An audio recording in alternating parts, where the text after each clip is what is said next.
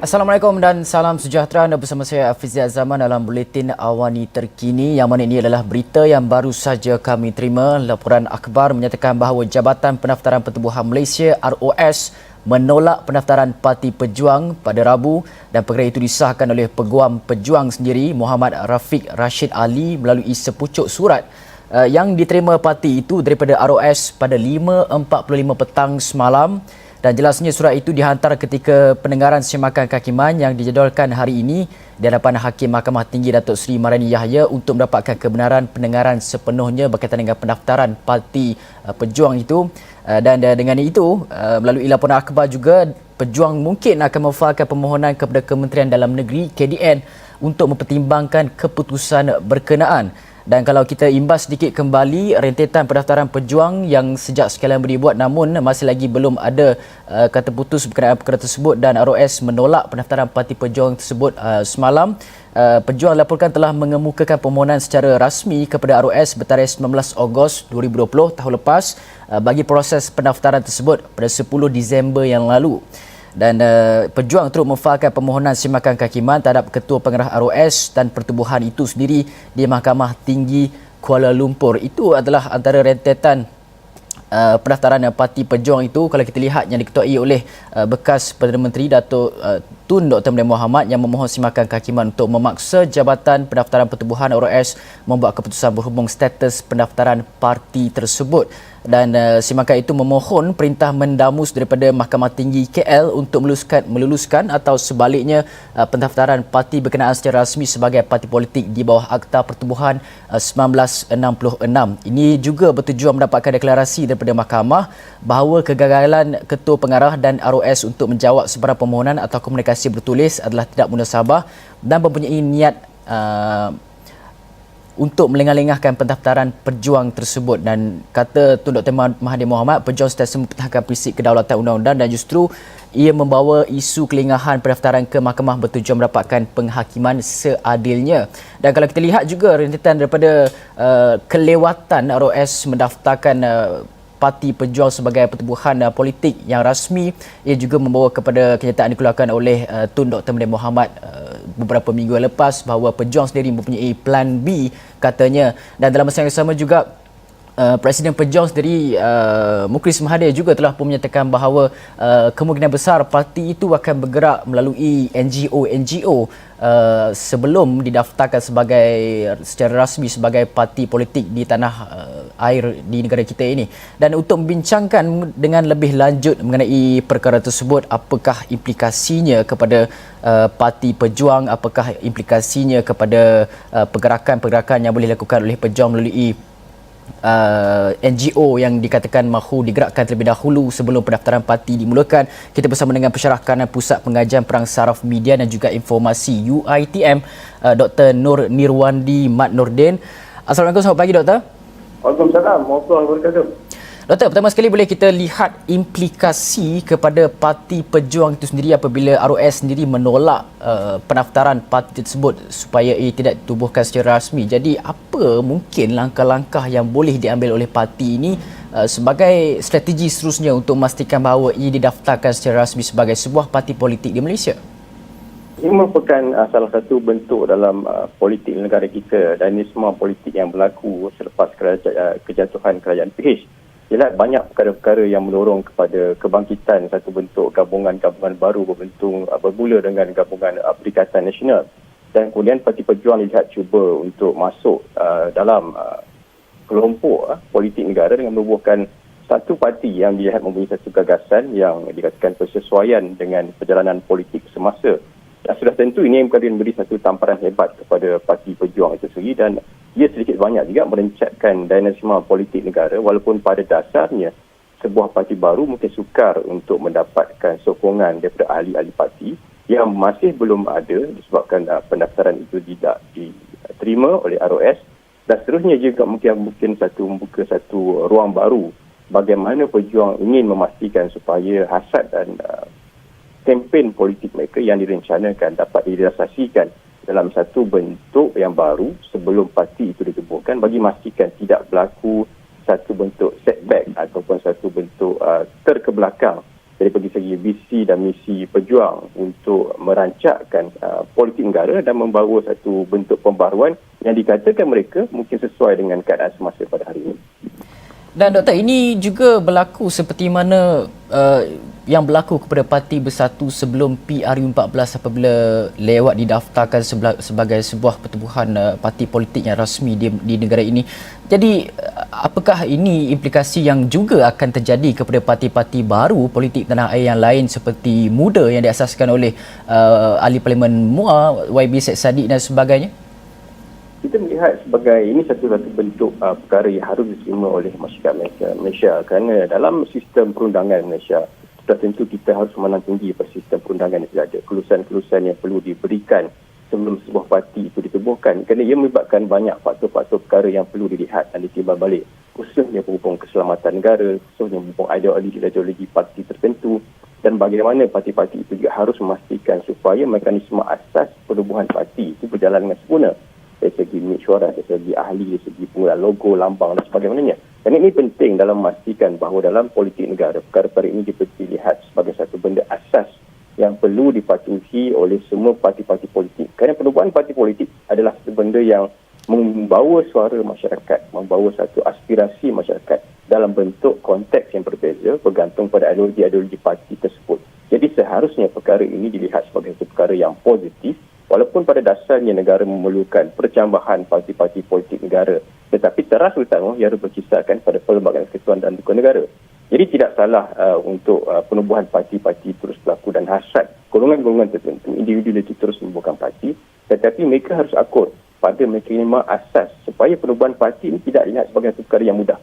Satu perbuatan jalan singkat yang mudah di mana penubuhan parti ini untuk keluar daripada parti tertentu dan membentuk pakatan dan perikatan baru atas tujuan yang tidak jelas dan akhirnya mengambil langkah singkat, jalan singkat dalam peluang parti yang tidak mengikut garis panduan asas yang telah wujud dalam sistem pendaftaran dalam perundangan dalam negara kita.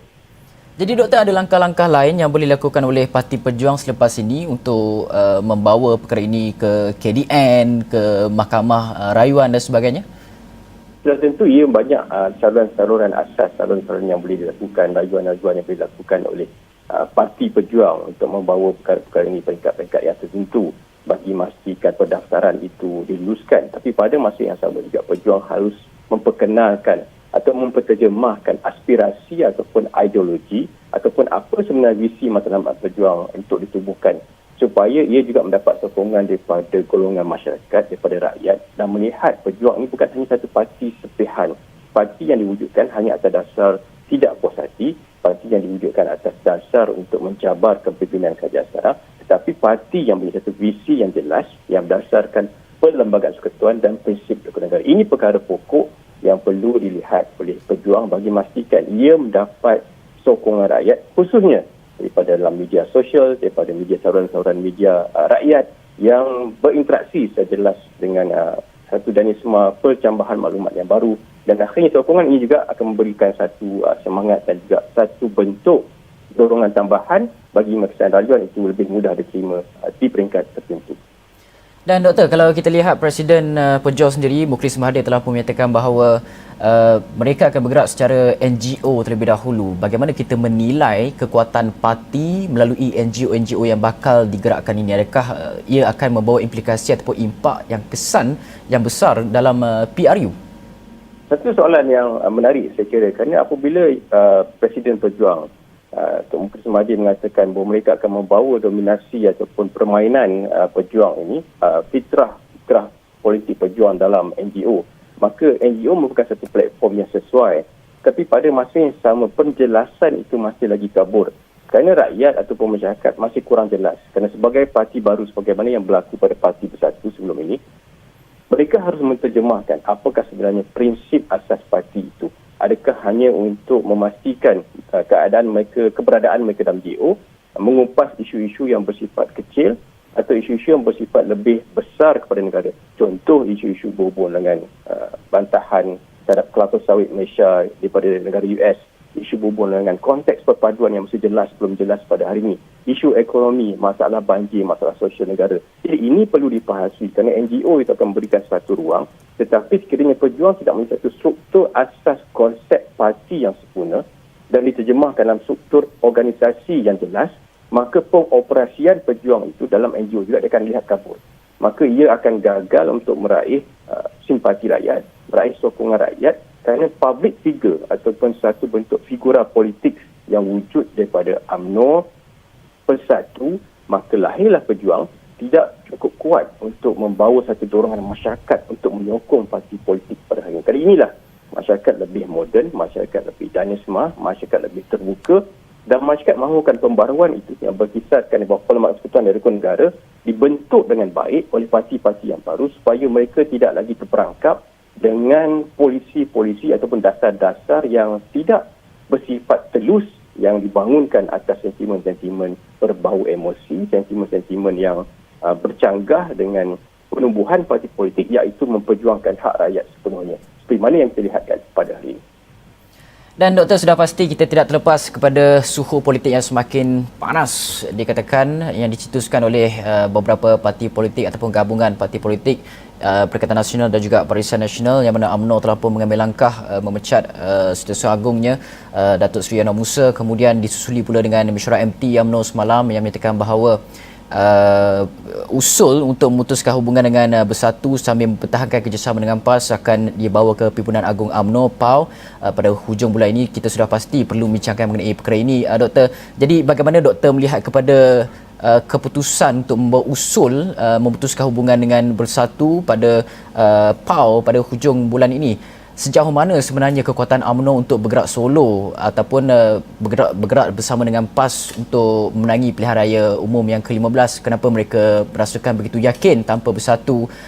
Apa yang membuatkan perbezaan yang begitu ketara dinyatakan oleh beberapa pemimpin UMNO seperti bilangan jawatan yang diperoleh dalam Kerajaan Perikatan Nasional, ditambah pula dengan kerusi-kerusi ataupun perjuangan yang sama, kerusi didominasi oleh UMNO juga mahu Bersatu juga mahukan kerusi yang sama. Jadi terdapat begitu perbezaan-perbezaan yang mungkin kita boleh rungkaikan sedikit demi sedikit untuk kita fahamkan dengan jelas mengapa UMNO begitu yakin untuk bergerak solo pada PRU 15 ini.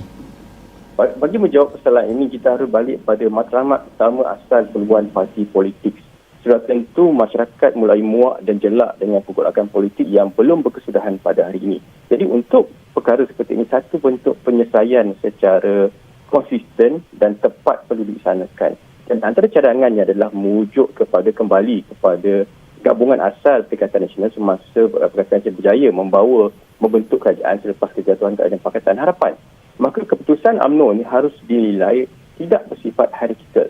Dia juga tidak harus dinilai dengan satu sifat emosi politik daripada pemimpin-pemimpin dasar.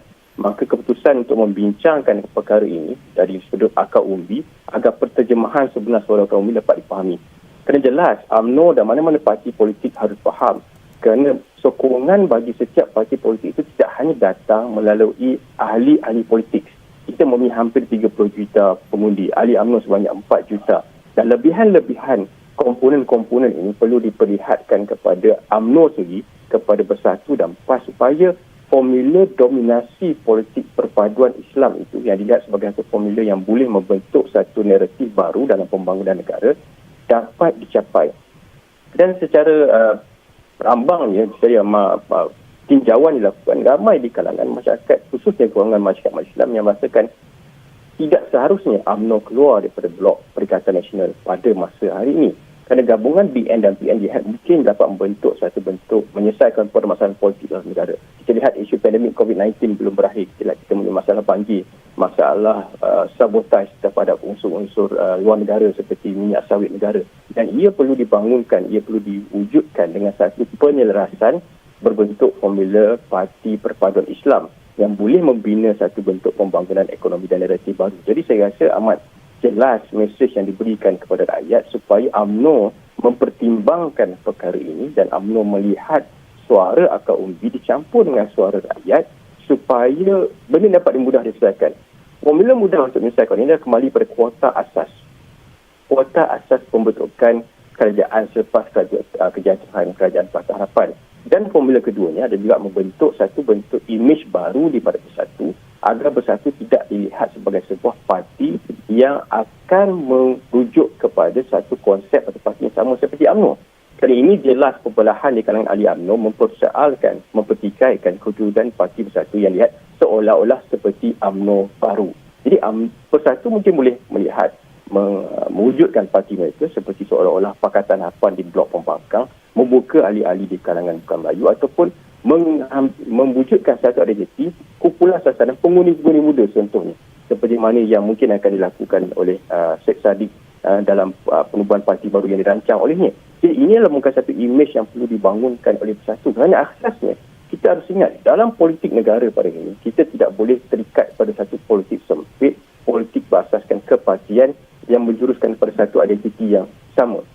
Tetapi asasnya, parti itu harus merujuk pada Perlembagaan Kesatuan dan Rukun Negara. Jadi amat sayang dan amat rugi sekiranya formula perpaduan Islam yang telah dibangunkan dengan kerjasama Perikatan Nasional termasuk dengan kehadiran UMNO dikuatkan dengan PAS yang memiliki satu offengan akar umbi, maka ia harus dikekalkan dengan syarat perubahan-perubahan khas dilakukan seperti kuota-kuota khas, membentuk identiti baru bagi sepatu supaya perkara-perkara yang telah lama berlaku dalam pelbagai pianayaan lepas dapat diselesaikan pada masa ini.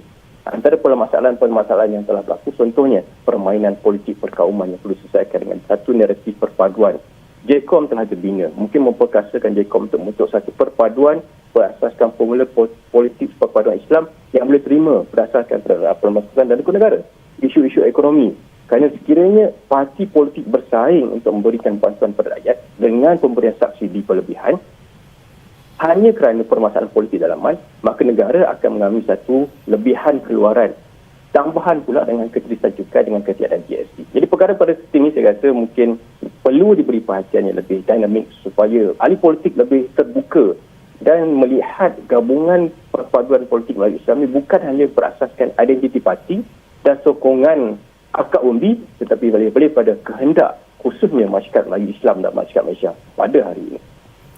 Dan Doktor, antara lain juga selain daripada perebutan kerusi, curi-curi ahli, pembelian ahli parti, jawatan, ada yang berpendapat bahawa seperti saya kod Setiausaha Agung UMNO yang baharu Ahmad Maslan telah menyatakan salah satu sebab utama UMNO tidak puas hati dengan kerajaan PN adalah kerana langkah PN untuk meneruskan kes mahkamah terhadap parti tersebut dan juga para pemimpinnya.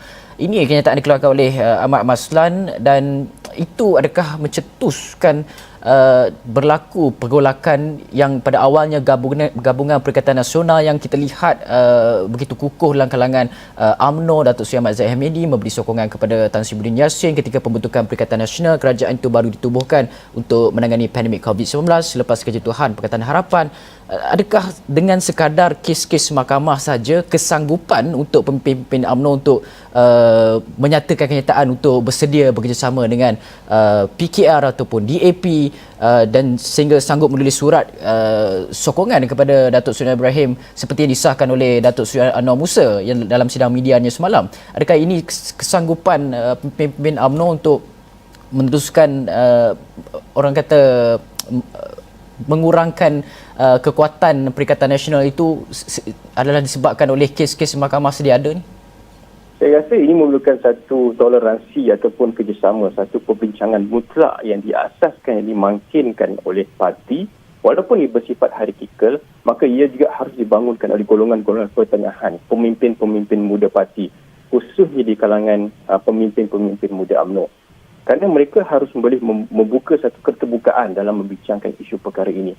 Kerana asas seperti isu mahkamah, isu tuduhan tidak boleh jadikan satu asas untuk mengeluarkan blok UMNO daripada Perikatan Nasional atau sokongan terhadap Perikatan Nasional. Maka dengan cara ini satu proses penghalusan perlu dilakukan oleh ketiga-tiga parti.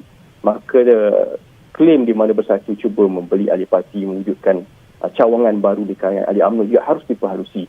Kerana apabila keterbukaan itu wujud di kalangan perpaduan politik Melayu Islam yang merupakan salah satu formula asas untuk membentuk perpaduan dalam negara, PAS hanya sebuah parti yang akan mengikut kepada kehendak ummah dan kepermufakatan masyarakat Melayu Islam. Jadi pergolakan antara Bersatu dan UMNO ini perlu diselesaikan dengan memperhalusi punca utama sebenar.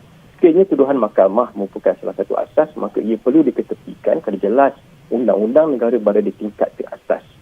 sekiranya dikatakan Tumahan berhubung dengan Bersatu cuba membeli ahli-ahli cawangan dan ahli-ahli UMNO dan mewujudkan cawangan-cawangan berdasarkan daripada penempatan UMNO, kubu-kubu kuat UMNO, maka ia harus diterima dan dibincangkan dan dibuktikan ia tidak benar. Kerana Bersatu juga harus memainkan peranan untuk membuka satu lembaran baru dalam idea falsafah politik yang jelas, yang sama dengan UMNO berdasarkan prinsip penegakan ketuhanan dan rukun negara, tapi target audiens yang berbeza dengan masyarakat berbilang bangsa, golongan muda ataupun bukan di kalangan ahli-ahli UMNO sendiri. Maka kejujuran politik ini akan memberikan satu pembaharuan dalam politik Melayu Islam yang saya rasa cukup kuat untuk memenangi pilihan yang akan datang. Malah dengan kesepakatan ini, maka berkemampuan kita akan dapat mengubah landscape politik negara, dapat membawa negara yang ke arah yang lebih baik berdasarkan polisi yang tidak dimakinkan dengan politik sempit berdasarkan perkauman dan bangsa lagi. Ada jelas, sekiranya ini tidak dicapai, maka kita akan lihat PRU 15 akan berkisar kepada acuan politik yang sama. Dan PRU 16 mungkin juga akan terus berkisar pada acuan politik sama. Dan ditambah juga, supaya kiranya gabungan-gabungan politik baru yang dibentuk akibat kegagalan politik Melayu Islam untuk bersatu padu, maka ia juga akan mungkin ke satu gabungan politik yang perlu berkompromi dalam teras pelbagai ketuhanan dan rukun negara, khususnya berhubung dengan isu-isu masyarakat Melayu Islam itu sendiri. Dan Doktor, ada dua perkara sebenarnya yang menjadi persoalan orang ramai berkenaan dengan Parti Bersatu. Sekiranya mereka ditolak oleh UMNO dalam PAU pada hujung bulan ini, apa yang akan berlaku implikasi kepada parti ini? Mereka takkanlah Pakatan Harapan mahu bekerjasama semula dengan Bersatu selepas apa yang terjadi pada Februari dan juga Mac tahun lepas, langkah Sheraton dan sebagainya. Ke mana sebenarnya hala tuju parti ini? Apa yang boleh mereka bawakan? Apa yang mereka boleh tawarkan, dan strategi kerjasama apa yang boleh mereka lakukan? Dan satu lagi adalah berkenaan dengan sekiranya UMNO memutuskan untuk tidak ataupun menolak kerjasama dengan Bersatu pada PAU, apakah yang akan berlaku kepada Parlimen, apa yang akan berlaku kepada negara ini? Adakah akan menjurus kepada PRU yang ke-15 ataupun sebenarnya Yang di-Pertuan Agong Sultan Abdullah boleh melantik terlebih dahulu kerajaan sementara dipimpin oleh Tan Sri Muhyiddin Yassin ataupun individu-individu tertentu yang mempunyai majoriti, atau bagaimana sebenarnya?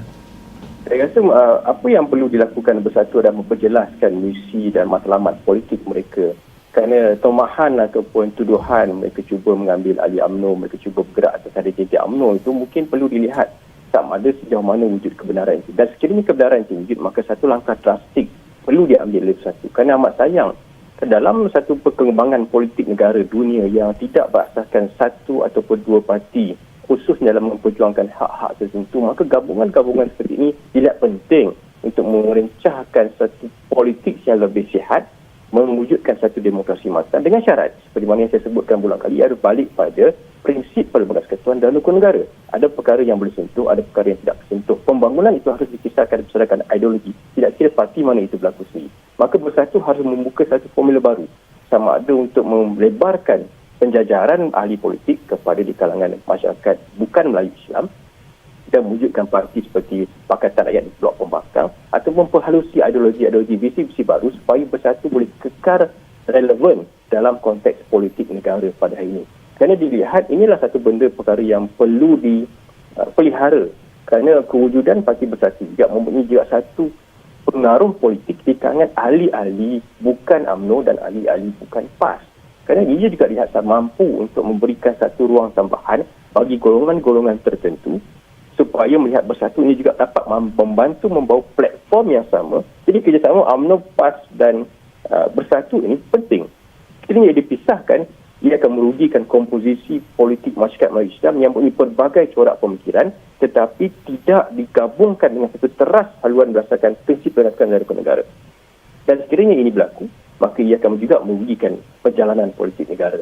Dan sekiranya ia tidak berjaya diselesaikan, maka ia juga akan memberikan salah satu implikasi dan harapan supaya PAU pada kali ini akan dapat melihat perkara ini dengan lebih jelas, dengan lebih teliti, kerana bukan berdasarkan pemikiran berdasarkan 4 juta ahli, tapi lebih membawa aspirasi golongan muda, golongan pertengahan, walaupun UMNO khususnya, walaupun mana-mana parti dalam Malaysia masih lagi bersifat hierarkikal. Sudah tiba masanya golongan muda, golongan-golongan parti menyuarakan perasaan mereka, menyuarakan selalu bentuk pemikiran yang lebih idealisme, supaya gabungan-gabungan yang dilihat dapat menguntungkan tanpa mengganggu gugat komposisi parti diterima sebagai satu formula mudah, formula asas untuk membentuk satu gabungan perkatan yang cukup baik dan cukup konsisten untuk menangani Pilihan Raya 15. Dan kita harus ingat yang Bertuan Agong adalah menjunjung kasih bagi Datuk aku, bukan Yang Mulia Bertuan Agong telah berjaya menyelesaikan pelbagai kemulut politik negara sebelum ini,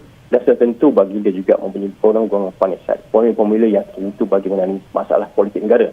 Tetapi tidak adil bagi masyarakat Malaysia untuk menyalahkan, malah tidak adil bagi parti politik untuk menyalahkan bagi Datuk aku sistem kepimpinan di bawah Yang Mulia Yang Bertuan Agong sekiranya perkara ini tidak dapat diselesaikan. Maka jelas ini adalah isu politik, gelanggang politik, ahli politik, dan rakyat hanya memati dengan perasaan yang cukup mual, cukup kecewa kerana ia masih belum berakhir.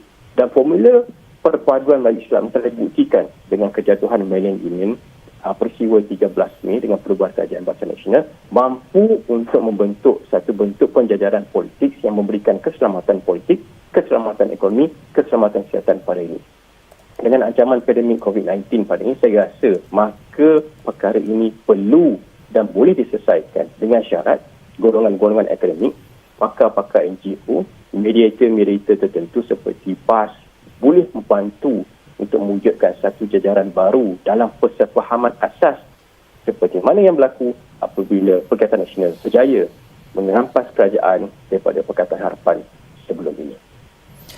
Dan Doktor, sudah pasti apabila pilihan raya umum itu dimahukan oleh UMNO dengan begitu kuat sekali desakannya sehingga ada beberapa perkara dilakukan oleh parti tersebut, adakah ini sebenarnya penyelesaian tuntas kepada isu kerajaan mempunyai majoriti yang tipis? Bagaimana kalau PRU diadakan tetapi kerajaan masih lagi mempunyai majoriti yang tipis disebabkan oleh lompat parti, gabungan ini beralih kepada gabungan yang lain, pembangkang jadi kerajaan juga jadi pembangkang. Bagaimana kalau isu ini masih lagi berlaku? Apa sebenarnya lompong dalam sistem demokrasi kita yang boleh kita perbaiki dalam masalah ini? Satu analogi yang soalannya cukup baik yang diutarakan. Ini merupakan salah satu benda yang akan berlarutan hingga polemik yang akan datang. Maka kita akan terus terikat dalam character assassination based politik, di mana pembunuhan karakter semasa kempen politik. Kita akan terus terikat dengan kempen-kempen politik berbau sempit, kempen berasaskan bangsa, kempen-kempen politik yang berasaskan tumahan-tumahan fitnah yang melampau. Maka kita kehilangan the qualifying effect, proses-proses kejayaan pembangunan negara oleh parti-parti ataupun negara itu sendiri.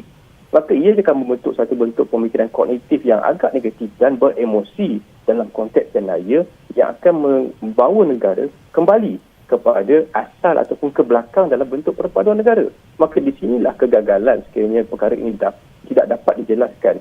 Dan ahli parti politik khususnya pada masa ini, UMNO dan Bersatu gagal untuk melihat dan melakukan satu rekonsiliasi politik.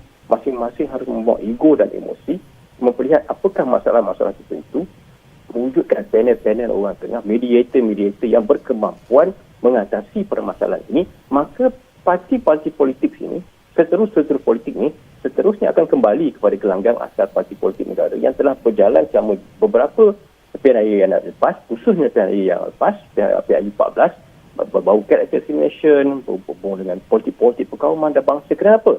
Kerana negara masih lagi gagal, ahli-ahli politik masih lagi gagal, gabungan-gabungan politik masih lagi gagal membentuk satu, apa itu definisi naratif perpaduan, apa itu ketuanan Malaysia, ketuanan bangsa yang sebenarnya, apakah satu bentuk pemangkin ekonomi yang sebenarnya berasaskan satu sistem cukai yang sempurna. Maka kegagalan-kegagalan ini akan dilihat terus berlaku kerana parti politik akan meraih sokongan simpati, empati berbentuk emosi rakyat dan bukannya satu bentuk kemajuan positif, dinamik untuk membentuk gagasan baru politik. Dan key pointnya adalah pada kali ini. Pada kali ini sekiranya UMNO, Bersatu dan PAS gagal untuk membentuk formula perpaduan Melayu Islam, maka akan memberikan satu imej pada masyarakat Malaysia bahawa parti politik Melayu Islam gagal untuk merancang politik negara. Dan akhirnya, kita akan kembali pada pergelutan komposisi dan bagaimana yang berlaku selama 22 bulan di bawah Pakatan Harapan, dipertikaikan bagaimana hak-hak berhubung dengan Melayu, hak-hak berhubung dengan keutamaan orang Islam dan perkara-perkara tertentu yang dipertikai dan membawa perpecahan dalaman politik, maka ia akan terus berlalutan. Dan ditambahkan dengan kewujudan parti-parti baru yang belum jelas misi dan objektif parti, dan inilah peranan ahli politik. Malah ahli politik juga perlu diwajibkan mengikutkan modul tertentu di bawah, sama ada di dalam Dewan Negara ataupun di dalam Dewan Negara itu, modul keselamatan negara, modul perpaduan negara, supaya ada perkara yang boleh sentuh, ada perkara yang tidak sentuh. Malah sebelum penubuhan parti-parti tertentu, satu ikrar deklarasi juga harus diangkat di bawah satu garis panduan tertentu supaya isu-isu ini tidak disentuh. Maka di situlah kita akan melihat akan berlakunya satu keseimbangan politik yang berteraskan persekutuan dan rukun negara, mempertahankan institusi raja-raja, mempertahankan penterjemahan hak asasi berasaskan 10.1 dibaca 10.2, 10.3, 10.4, dan bukan lagi retorik politik yang akhirnya akan membuai emosi pengundi, yang akan membuat pengundi lari daripada sasaran sebenarnya dalam penterjemahan politik negara kita. Okey, baik. Terima kasih Pensyarahkanan Pusat Pengajian Perang Saraf Media dan Informasi UiTM Dr. Nur Nirwandi Mat Nordin atas perkongsian pendapat berkenaan dengan polemik politik tanah air negara yang suhunya semakin panas. Dan pada pagi ini kami menerima laporan bahawa Parti Pejuang telah pun ditolak pendaftarannya oleh ROS yang diterima melalui sepucuk surat yang telah pun disahkan oleh peguamnya kepada media tempatan pada petang semalam. Dan dalam masa yang sama, ini juga berita yang baru saja kami terima pada sebentar tadi, dimaklumkan oleh penggerak Rundingan Muda Malaysia Mutalib Osman yang menyatakan bahawa pendaftaran muda juga ditolak oleh ROS. Dan laporan lanjut akan kami bawakan kepada anda. Difahamkan bahawa pendaftaran muda di ROS itu ditolak melalui email, dan Permohonan Ikatan Demokratik Malaysia atau Malaysian United Democratic Alliance muda ditolak Jabatan Pendaftaran Pertubuhan Malaysia ROS yang baru saja kami terima sebentar saja tadi. Dan pada hari ini secara rumusannya boleh dikatakan bahawa terdapat dua parti politik yang baru saja ditubuhkan, satunya dikelolai ataupun dipengerusikan oleh bekas Perdana Menteri Tun Dr. Mahathir Mohamad, dan satu lagi adalah pengasas muda iaitu YB Ahli Parlimen MUA, YB Syed Saddiq Syed Abdul Rahman. Kedua-dua parti ini ditolak, muda dan juga pejuang. Dan sebentar tadi saya membincangkan bersama dengan penganalisis politik untuk melihat kepada implikasi kedua-dua parti tersebut sekiranya ia tidak didaftarkan, apakah strategi yang boleh mereka rangka dan sebagainya. Dan dalam masa yang sama turut dibincangkan dalam berkenaan dengan suhu politik yang telah pun panas disebabkan oleh ketegangan di antara parti-parti gabungan Perikatan Nasional itu sendiri ataupun sokongan kepada Perikatan Nasional itu sendiri antara UMNO, Bersatu dan juga PAS. Dan sekian saja dapat saya bawakan dalam terkini di Buletin Awani ini. Saya Hafizah Zaman. Assalamualaikum. Salam sejahtera.